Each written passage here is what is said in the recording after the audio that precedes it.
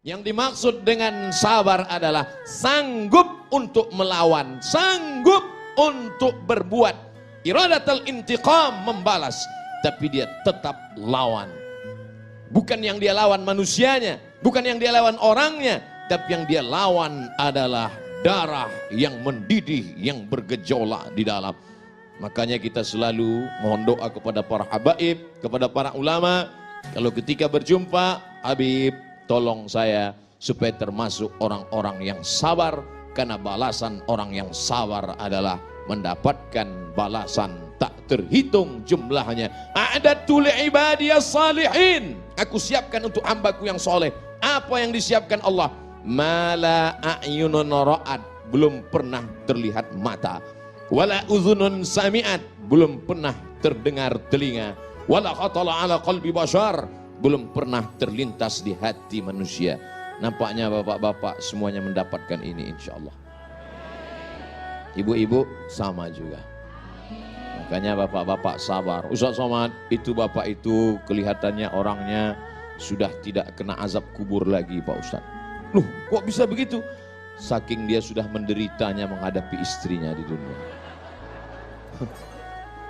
Pernah nggak dengar seperti itu? Pernah bapak?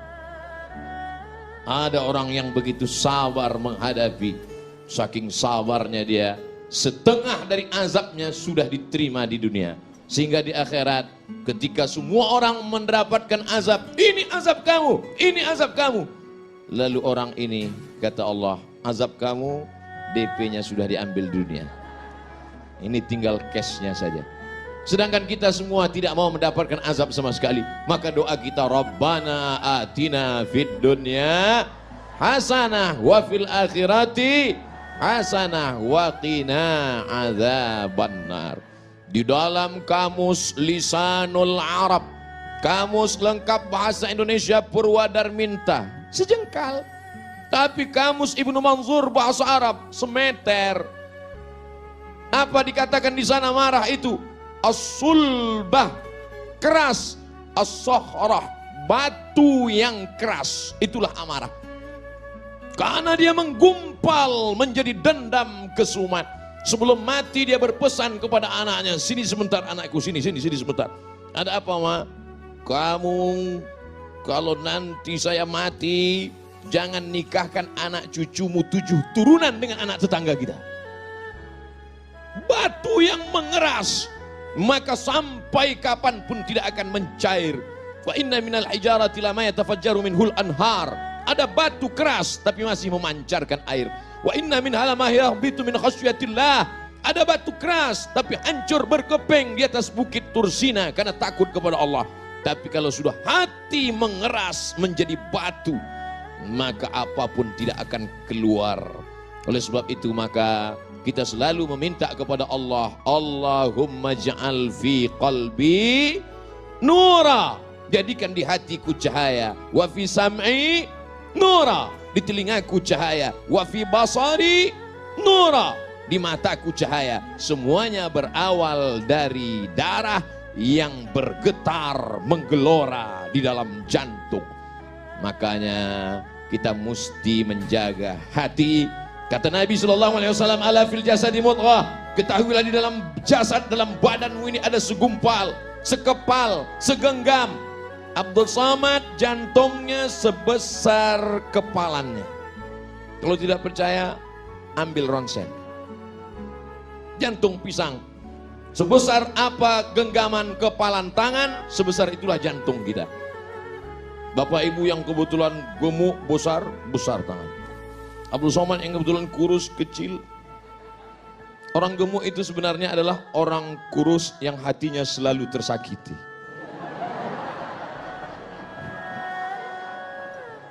Jadi kalau segumpal ini sudah hancur berkeping, digelorakan oleh setan, darah di dalam itu dibuatnya menjadi mendidih, maka kata Nabi SAW, innaha jamratun minan nar, sesungguhnya ada satu batu kerikil dari api neraka, tuqidu fi qalbi, yang dinyalakan di dalam hati seorang hamba. Alam tarau, apakah kamu tidak pernah melihat humrata ainaihi, Kalau sudah dinyalakan di dalam hati kerikil neraka, maka kamu akan melihat cahaya merahnya sampai ke kelopak mata. Makanya merah mata dia. Oleh sebab itu maka kita selalu jaga hati ini. Dan setan selalu berbisik. Setan berbisik tidak di telinga. Allazi waswisu fi sudur. Di mana sudur? Dada. Sudur sebelah mana? Kiri apa kanan? Atas apa bawah? Sebelah kiri. Kiri tepatnya di mana lagi? 2 jari di bawah. Terasa berdegup dan berdetak.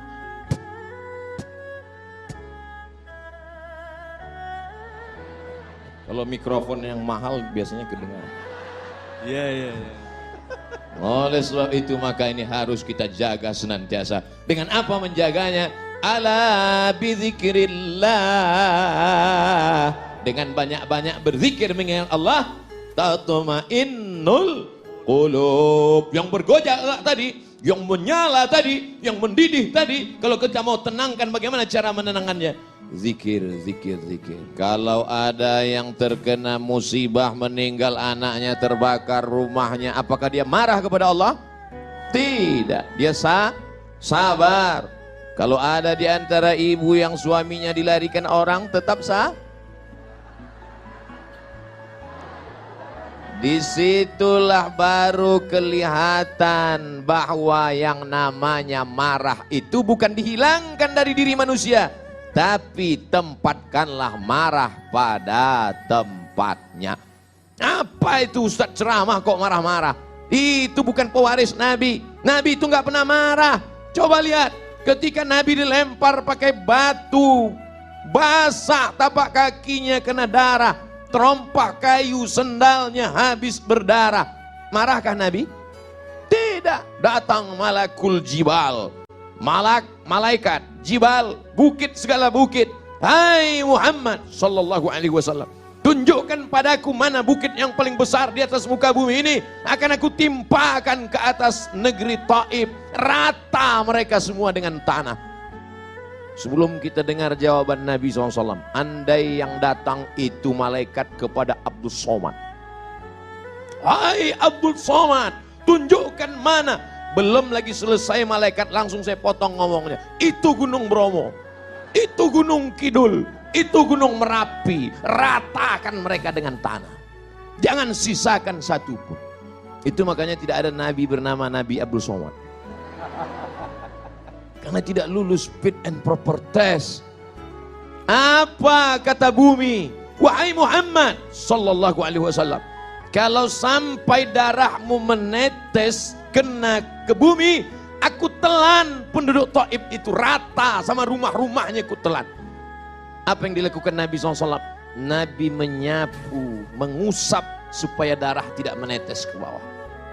Andai malaikat berkata, bumi berkata, tanah berkata kepada Abdul Somad, Abdul Somad, andai menetes darahmu ke tanah, langsung saya gesekkan ke tanahmu. Tapi Nabi Muhammad SAW, adakah dia marah? Tidak. Adakah darahnya sempat menetes ke tanah? Tidak. Apa doanya?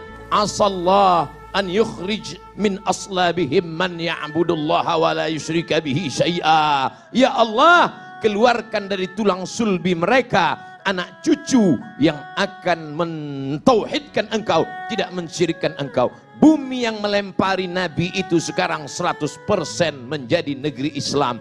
Itulah dia negeri Taif, 91 km dari kota Makkah Al-Mukarramah. Pergilah bersama rombongan umroh kalau iklan. Artinya apa? Perjalanan hidup ini ada kalanya Nabi tidak pernah marah. Ketika pada perang Uhud, sahabat mengelilingi baginda Nabi Muhammad sallallahu alaihi wasallam. Satu sahabat meminta, ya Rasulullah, berdoalah, mintalah kepada Allah. Setiap nabi ada doa mustajab. Mohonlah kepada Allah supaya kalau engkau berdoa kepada Allah, maka seluruh orang kafir Quraisy ini akan mati sebagaimana dulu Allah menimpakan azab kepada umat Nabi Musa, umat Nabi Isa, umat Nabi Ibrahim. Apakah Nabi memanjatkan doanya? Tidak. Apa kata Nabi?